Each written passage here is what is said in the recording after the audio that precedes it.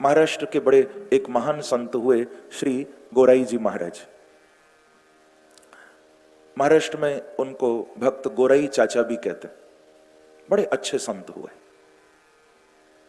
तो एक बार की बात है, गोराई जी के घर में संत सभा बैठी हुई थी और उस समय के महाराष्ट्र के जितने भी बड़े बड़े संत हुए वे सभी प्रायः उस सभा में बैठे थे। ज्ञानेश्वर जी विराजमान हैं, एकनाथ जी बैठे हैं, नामदेव बैठे हैं, मुक्ताबाई बैठी हैं। जो भी उस समय के बड़े बड़े भक्त थे, संत थे, सब गोराई जी के घर में बैठे हुए थे। गोराई जी जो थे परम कृष्ण भक्त थे। भगवान विठल के चरणों में इनका अनन्य प्रेम था, परंतु कुंभकार थे, मिट्टी के बर्तन बनाने का काम था, पर पूर्ण कृष्ण के भक्त। और ये जात पात का बंधन तो बंधुओं हम लोगों की नजर में होता है, बाकी परमात्मा किसी जात पात का भेद नहीं देखता कभी। हमारा इतिहास सबसे बड़ा इस चीज का प्रमाण है कि जात पात पूछे नहीं कोई, हरि को भजे सो हरि को होई। संसार के लोग गले लगाने में जात पात पूछते होंगे, पर मेरे बांके बिहारी मेरे राम जी गले लगाने में जात पात नहीं पूछते कभी। प्रभु के दरबार में तो सबको गले लगाया जाता है। हम लोग पूछ लेते हैं कि भाई तू कौन से कुल का, किस खानदान का है। हम लोगों की दृष्टि इस प्रकार की होती है, भगवान ऐसा भेद नहीं करते। तो गोराई जी के घर में वो सभा चल रही है, सत्संग हो रहा है। नामदेव भी बैठे।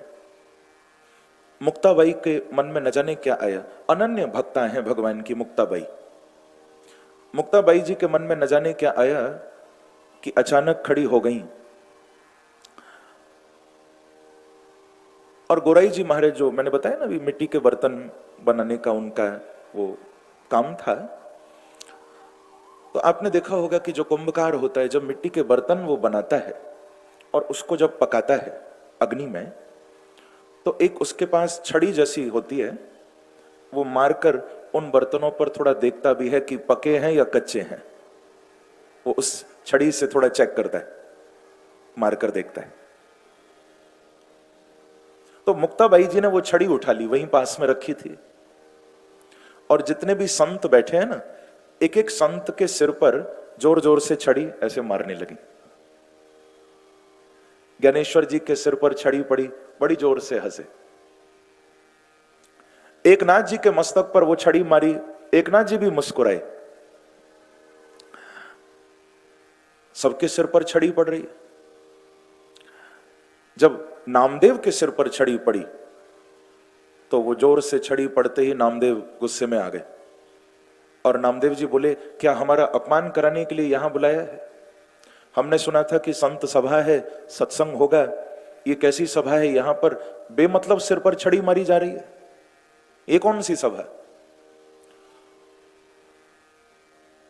तो गोराई जी को भी अच्छा नहीं लगा। गोराई जी ने पूछा मुक्ताबाई को कि बेटी मुक्ताबाई, आप ये क्यों कर रही हो? इतना अच्छा सत्संग चल रहा है, बीच में छड़ी उठा के सबके सिर पर मार रही हो, ये क्यों किया आपने? तो मुक्ताबाई बोली कि बाबा, जो आप करते हो वही मैंने किया। जैसे आप इस छड़ी को मिट्टी के बर्तनों पर मारते हो और देखते हो कौन कच्चा कौन पक्का, तो मैंने इन संतों के सिर पर यह छड़ी मारी है देखने के लिए कि इनमें कौन कच्चा और कौन पक्का। तो कहा कि यदि ऐसी बात है तो तुमको क्या लगा फिर, कौन कच्चा कौन पक्का? तो मुक्ताबाई ने अंत में निर्णय दिया कि बाबा, मैंने तो यही देखा, बाकी जितने भी बैठे हैं सब पक्के हैं, एक नामदेव ही कच्चा है। क्योंकि मेरी छड़ी खाकर सब मुस्कुरा रहे थे, पर नामदेव ने जब छड़ी खाई तो इसको गुस्सा आ गया। तो अभी इसमें थोड़ा कच्चापन रह गया। बहुत ध्यान से सुनिएगा, ये थोड़ा कच्चा रह गया। नामदेव जी महाराज को ये बात बिल्कुल अच्छी नहीं लगी। तुरंत खड़े हो गए कि बोले, अब मेरे अपमान की सीमा हो गई है, अब मैं एक पल नहीं रुकूंगा। और उठकर वहां से नामदेव चले गए। अब देखो, भक्त जाए भी तो कहां, भक्त का तो केवल एक आश्रय भगवान ही होते हैं। सीधे भगवान के चरणों में, विठल नाथ के चरणों में पहुंचे। महाराष्ट्र में पंडरीनाथ का बड़ा सुंदर मंदिर है, कभी दर्शन करो जाके।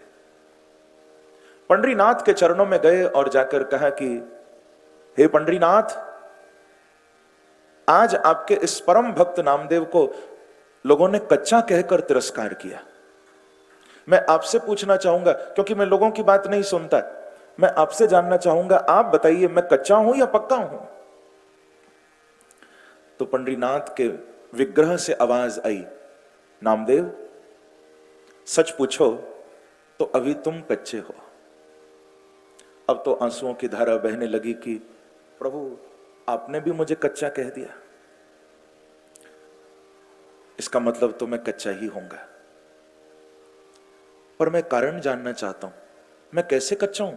अरे आपका वार्तालाप मेरे से रोज होता है, मैं जब मंदिर आता हूं तो आप मुझे बात करते हुए नजर आते हो, आप मुझसे बोलते हो, मैं आपसे बात करता हूं। जब मैं साक्षात तुमसे बात कर सकता हूं, क्या अभी भी मैं कच्चा हूं? मुझे साक्षात आप विग्रह में प्रकट होकर दर्शन देते हो, क्या अभी भी मैं कच्चा हूं? तो ये सुनकर भगवान ने कहा कि नामदेव तुम बिल्कुल कच्चे हो। क्यों? भक्त तो हो तुम, पर तुम्हारे जीवन में अभी ये कच्चापन है कि तुमको मंदिर में बैठी मूर्ति में तो मैं दिखाई देता हूं, पर चलती फिरती मूर्तियों में अभी तुम मेरा दर्शन नहीं करते हो। ये दो मूर्तियां हैं भगवान की, याद रखना। एक तो मंदिर में विग्रह बैठा है, और दूसरा ये सब चलती फिरती मूर्ति भी तो उसी की है। किसी कलाकार की बनाई हुई मूर्ति की हम पूजा करते हैं, परंतु जो सबसे बड़े कलाकार ने मूर्तियां बना के भेजी हैं, उसमें हमको भगवान नजर नहीं आते। सोचो जरा, ये भी तो उसी की बनाई हुई मूर्ति है। नामदेव समझ गए, प्रभु अभी मैं कण कण में आपका दर्शन नहीं कर पा रहा है, अब आप बताइए कैसे मैं पक्का बनूंगा। जब तुमने कह दिया कि मैं कच्चा हूं तो तुम ही बताओ ना, फिर पक्का कौन बनाएगा? आप पक्का बना दो। तो भगवान कहते हैं कि नामदेव ये हमारा काम नहीं है, कच्चे को पक्का बनाना। प्रभु कहते हैं ये मेरा काम नहीं है, मैं तो जैसा बन जाता है संसार में भेज देता हूं जीव को, अब कच्चा बने चाहे पक्का बने उससे मुझे कोई लेना देना नहीं। अरे तो फिर कौन पक्का बनाएगा? तो प्रभु कहते हैं कच्चे को पक्का बनाना तो सदगुरु का ही काम है, कोई सदगुरु तुम्हें पक्का बना सकता है।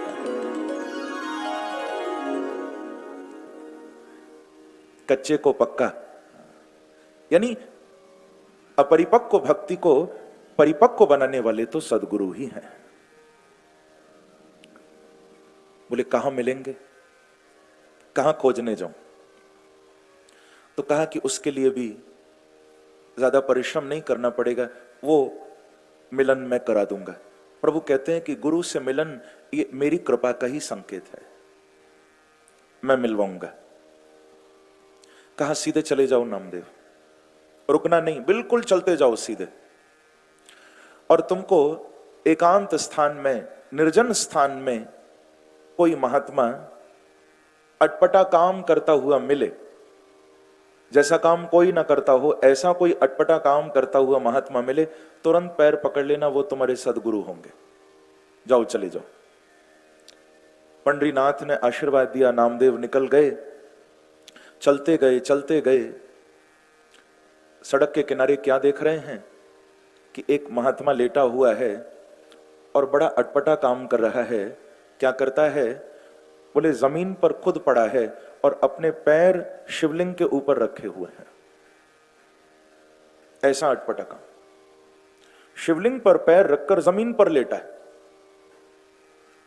ये महाराष्ट्र के बड़े महान संत हुए श्री विशोबा जी महाराज। विशोबा जी वो संत थे। नामदेव ने ये देखा, पहले तो बड़ा क्रोध आया, गुस्सा आई। नामदेव बोले क्या करते हो तुम? लगता है तुम्हारा संत भेष और काम करते हो तुम असाधु। वेश साधु का काम असाधु। तुमको मालूम नहीं ये कौन है? हम इनकी पूजा करते हैं, ये महादेव हैं, भोलेनाथ हैं, और आप हमारे भगवान पर पैर रख के लेटे हो। तो विशोबा जी बोले कि देखो आप जो भी हो, थोड़ा मेरी अवस्था का ख्याल करो, मेरी ओर तो देखो। मैं कितना वृद्ध हो गया, कितना मैं बुजुर्ग हूं, बुढ़ा हूं, मैं तो इधर उधर हिल भी नहीं सकता, भैया थोड़ा मेरा ख्याल करो, मेरी अवस्था देखो, एक उपकार कर दो। कहा क्या उपकार? बोले मेरे पैरों को उठाकर थोड़ा किसी दूसरी दिशा में रख दो, मैं तो इतना वृद्ध हूं कि पैर हिला भी नहीं पा रहा, आप उपकार करो, पैर उठाकर कहीं और मेरे रख दो। नामदेव बोले कि चलो मैं इतना करके जाता हूं तुम्हारे लिए। और जो पैर उठाए हैं विशोबा जी के और दूसरी ओर जब रखने लगे तो देखिए महाराज चमत्कार, जिस दिशा में पैर रखे हैं बोले वहीं से नीचे से भोलेनाथ साक्षात प्रकट हो गए। बोलो शंकर भगवान की जय। जिस दिशा में पैर रखे धरती से महादेव प्रकट हो गए। नामदेव ने सोचा कि शायद मेरी आंखें धोखा खा रही, फिर वहां से उठाकर दूसरी ओर चरण रखे तो नीचे से फिर महादेव प्रकट हो गए। नामदेव जिस दिशा में चरण रखते जा रहे हैं नीचे से भोलेनाथ प्रकट हो रहे। नामदेव का तो एकदम दिमाग घूम गया, बुद्धि चकरा गई कि ये कैसा महात्मा है, जहां पैर रखता हूं वहीं महादेव प्रकट हो जाते हैं। तुरंत प्रभु की वाणी का स्मरण हुआ कि भगवान ने कहा था कि ऐसा कोई अटपटा यदि मिले समझना वही सदगुरु हैं। तुरंत चरण पकड़ लिए कि अब आप मुझे पक्का बना दो, क्योंकि प्रभु की कृपा से आज मुझे सदगुरु प्राप्त हो गए हैं, आप ही हैं वो, मैं समझ गया हूं। चरणों में गिर गए, मुझे पक्का बना दो। और फिर गुरु की ऐसी कृपा हुई बंधुओं, नामदेव की नजर पलट गई, दृष्टि पलट गई। आप पढ़िए कभी नामदेव जी के चरित्र को, नामदेव ने फिर कहां भगवान को नहीं देखा। नामदेव को सर्वत्र फिर भगवान का दर्शन हुआ है। कहां पहले मूर्ति में देखते थे, पर ऐसा सदगुरु की कृपा हुई। अब मैं आपको कहां तक बताऊं, नामदेव जी ने तो एक बार प्रेत के अंदर भी पंडरीनाथ का दर्शन कर लिया, भूत में भगवान दिखाई दे गए। और भूत की तो छोड़ो, हमें तो इंसान में नजर नहीं आते, पर नामदेव जी ने कुत्ते में भी बांके बिहारी को देख लिया था, स्वान में भी गोविंद का दर्शन किया था। ये बड़ी प्रसिद्ध कथा है। नामदेव जी अपने ठाकुर जी को भोग लगाने के लिए रोटी दाल साग बनाकर बैठे थे। याद आया कि मैंने पानी तो लाके रखा नहीं, मैं आचमन कैसे कराऊंगा ठाकुर जी को। तो पानी लेने के लिए थोड़ा सा उठे, इतने में कुत्ता आया और वो रोटी लेकर भागने लगा। भूखा होगा कुत्ता, तो मुंह में रोटी दबा के भागने लगा। नामदेव ने जो कुत्ते को भागते देखा रोटी लेकर, तो देखो कैसी गुरु ने दृष्टि दे दी। और कोई होता तो मारता, और कोई होता तो कुत्ते पर पत्थर फेंकता, डंडा मारता, पर नामदेव मारने के लिए नहीं, उस कुत्ते के पीछे घी की कटोरी लेकर नामदेव भागे और बोले, हे पंडरीनाथ, रोटियां सूखी हैं, पहले मैं घी लगा दूं, फिर आप भोग लगा लेना। और यकीन मानना बंधुओं, जब वो घी की कटोरी लेकर नामदेव भागे हैं कुत्ते के पीछे, तो इतना देखते ही नामदेव के जो पंडरीनाथ देखा ना कुत्ते में, कृष्ण का दर्शन किया, तो ये देखते ही कुत्ता तो गायब ही हो गया, साक्षात वृंदावन बिहारी प्रकट हो गए। बोलो पंडरीनाथ भगवान की जय। वो स्वान अंतर्धान हो गया और प्रभु प्रकट हो गए। ये एक पक्के भक्त की निशानी है कि उसको केवल मित्र में नहीं, जो पक्का हो गया ना, उसको शत्रु में भी गोविंद दिखाई देंगे, राम जी दिखाई देंगे। पर हम लोगों को तो अपनों में भी भगवान नजर नहीं आते, परायों की छोड़ो। अब नामदेव जी का तो आपने सुना, मैंने एक और संत के संबंध में कहीं पढ़ा था, एक नामदेव जी हैं, एक और दूसरे महात्मा कोई हुए, मालूम है उनकी भी रोटी ऐसे ही कुत्ता लेके भागा था। वो अपने सालिग्राम जी को भोग लगा रहे थे, तभी कुत्ता आया और ऐसे ही बिल्कुल मुंह में रोटी दबा के भागा। और उस संत ने चारों ओर देखा कि कुछ मिले, कुत्ता रोटी लेके भाग रहा है और कुछ तो दिखाई दिया नहीं, सालिग्राम जी बैठे नजर आए। तो मालूम है क्या किया, सालिग्राम जी उठाए हैं और सीधे कुत्ते पर निशाना लगाया, और तो कुछ रखा दिखा नहीं। सालिग्राम जी उठा के मारे, सालिग्राम जी कुत्ते के मुंह पे लगे, वो बेचारा रोटी छोड़ के भाग गया। महात्मा उठ के गया, शालिग्राम जी उठाए, रोटी भी उठाई, कभी शालिग्राम देखे कभी रोटी देखे, दोनों को देखे, और देखते देखते बोला शालिग्राम जी को कि वाह प्यारे, सेवा तो तुम्हारी सालों से करता आ रहा हूं, पर मेरे काम तुम आज ही आए हो।